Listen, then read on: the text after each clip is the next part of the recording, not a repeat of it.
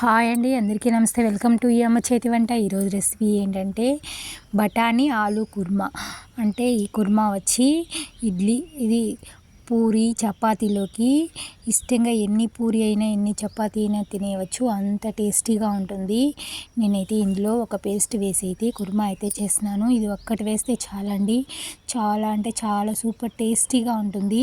ఒకటి తినేవాళ్ళు 5 పూరి తింటారు, 5 చపాతీ తింటారు.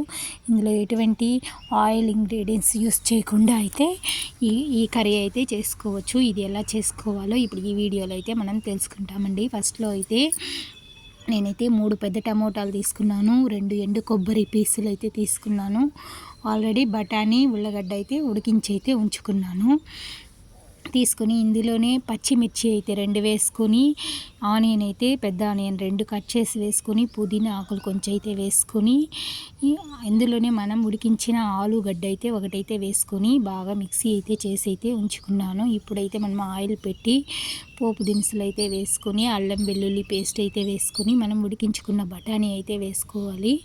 ఇప్పుడు బఠానీ వేసుకున్న తర్వాత మనం పేస్ట్ చేసుకున్న ఆ పేస్ట్ని అయితే ఇందులో వేసేస్తే పచ్చి వాసన అంతా పోయేలాగా బాగా ఉడికించుకోవాలి. ఇప్పుడు మనం ఉడికించుకున్న ఆలుగడ్డ కూడా ఒలిచి బాగా స్మాష్ చేసుకొని అయితే కర్రీలో అయితే వేసుకోవాలి. ఇప్పుడు ఆలుగడ్డ కర్రీ అంతా వేసేసినాం కాబట్టి తగినంత సాల్ట్ అయితే వేసుకొని బాగా ఉడికించుకోవాలి. టమాటాలు ఆ పచ్చి వాసన అంతా పోయేంత వరకు అయితే ఉడికించుకుంటే, ఇప్పుడు మనం ఆల్రెడీ పచ్చిమిర్చి వేసేసినాను కాబట్టి ధనియాల పౌడర్ 1 స్పూను, కారం పొడి 1 స్పూను, పచ్చిమిర్చి కారం అయితే సరిపోతుంది, తగినంత సాల్ట్ అయితే వేసుకుంటే ఈ కర్రీ అయితే చపాతీలోకి పూరీలోకి చాలా అంటే చాలా సూపర్గా ఉంటుంది.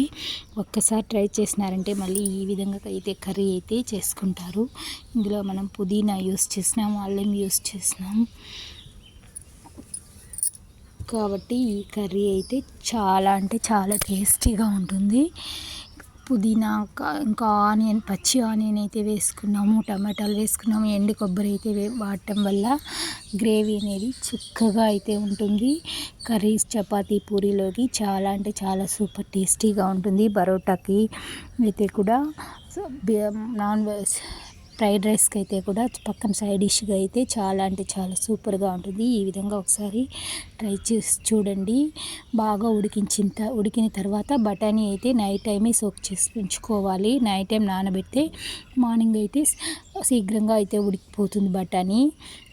ఈ విధంగా చేసి చూడండి, చాలా అంటే చాలా సూపర్గా ఉంటుంది. ఈ వీడియో నచ్చిందా? మరిన్ని మంచి రెసిపీ కోసం మన ఛానల్ని సబ్స్క్రైబ్ చేసుకోండి, మీ ఫ్రెండ్స్ అండ్ రిలేటివ్స్కి షేర్ చేయండి. Thank you for watching.